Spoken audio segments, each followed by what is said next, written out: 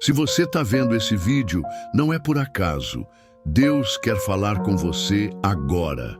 Aquele que habita no esconderijo do Altíssimo, à sombra do Onipotente descansará.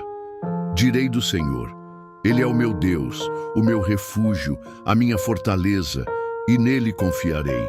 1000 cairão ao teu lado e 10.000 à tua direita, mas tu não serás atingido. Porque aos seus anjos dará ordem ao teu respeito, para te guardarem em todos os teus caminhos.